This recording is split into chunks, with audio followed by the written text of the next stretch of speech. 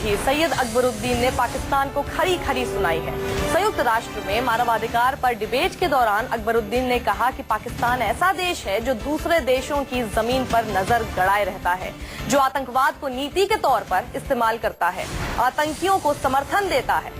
अकबरुद्दीन ने यह भी कहा कि जिन्हें संयुक्त राष्ट्र आतंकवादी घोषित कर चुका है, उन्हें पाकिस्तान ने पनाह दे रखी है। अकबरुद्दीन ने यह भी कहा कि पाकिस्तान संयुक्त राष्ट्र मंच का गलत इस्तेमाल करता रहा है और फिर पाकिस्तान ने ऐसा किया है।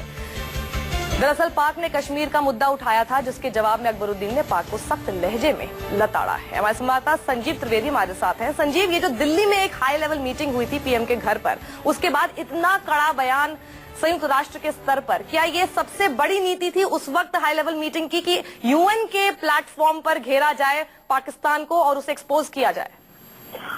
ये जरूरी भी था, क्योंकि आपने खुद कहा बुधवार को मलिहा लोधी, जो कि पाकिस्तान की रिप्रेजेंटेटिव हैं यूनाइटेड नेशंस में, उन्होंने कश्मीर का मुद्दा उठाया इसी ह्यूमन राइट जो डिबेट चल रही थी यूनाइटेड नेशन के प्लेटफॉर्म पर उसमें, और कहा कि वहाँ ह्यूमन राइट का दमन हो रहा है और उसका जवाब दिया जाना भारत के द्वारा जरूरी था। और वही जवाब अकबरुद्दीन साहब की तरफ से गुरुवार को दिया गया है। और ये जवाब अपने आप में इस बात को साबित करने के लिए है कि पाकिस्तान वो देश है जो आतंकवाद को निर्यात करता है, आतंकवादियों की सराहना करता है और अपनी जमीन का इस्तेमाल आतंकवादियों को पोसने के लिए करता है। और वो जब यूनाइटेड नेशन के लेवल पर आकर के दूसरे देशों की बदनामी करता है तो ये उचित नहीं है। और इस तरह से अंतर्राष्ट्रीय समुदाय के सामने भारत ने अपनी बात बहुत पुख्ता जी बिल्कुल। बहुत बहुत शुक्रिया संजीव इस पूरी जानकारी के लिए आपका।